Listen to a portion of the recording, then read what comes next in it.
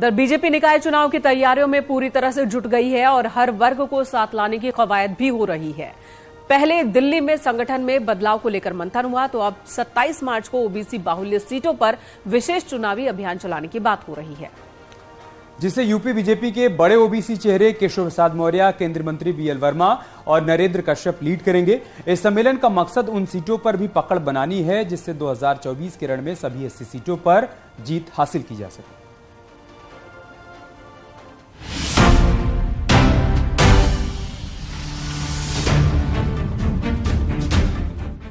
वो चुनाव जो 24 की दशा और दिशा तय करेगा, वो चुनाव जिससे मुस्लिम और ओबीसी बाहुल्य सीटों का गणित सेट होगा।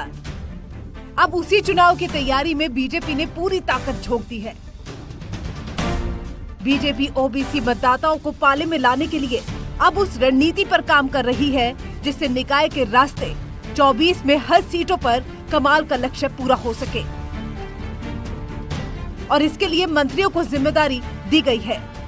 निकाय चुनाव की तैयारी में जुटी भारतीय जनता पार्टी ओबीसी बाहुल्य सीटों पर अब ओबीसी सम्मेलन करने जा रही है।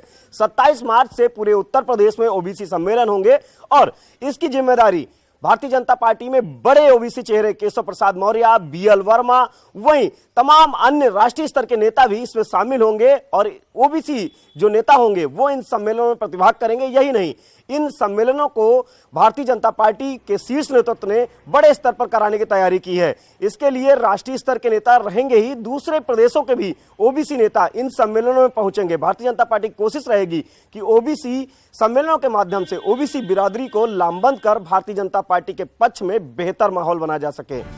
उत्तर प्रदेश में निकाय चुनाव को देखते हुए बीजेपी 27 मार्च से ओबीसी सम्मेलन की शुरुआत कर रही है। ये सम्मेलन पूरे प्रदेश में ओबीसी बाहुल्य सीटों पर कराए जाएंगे, जिसके लिए कई जिलों की मुख्य सीटें चिन्हित की गई हैं, जिसमें अलीगढ़, सीतापुर, हरदोई, एटा, मैनपुरी, इटावा, लखीमपुर, औरैया, फर्रुखाबाद, आजमगढ़ समेत कई जिले शामिल हैं।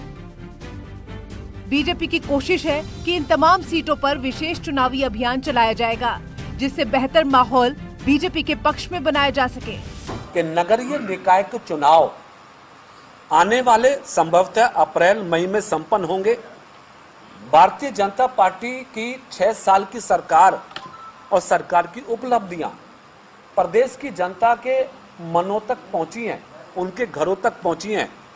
भारतीय जनता पार्टी उत्तर प्रदेश के जन सहयोग के माध्यम से नगरीय निकाय के चुनाव में अप्रत्याशित परिणाम लाने के लिए अपनी तैयारियों को युद्ध स्तर पे शुरू कर दिया है।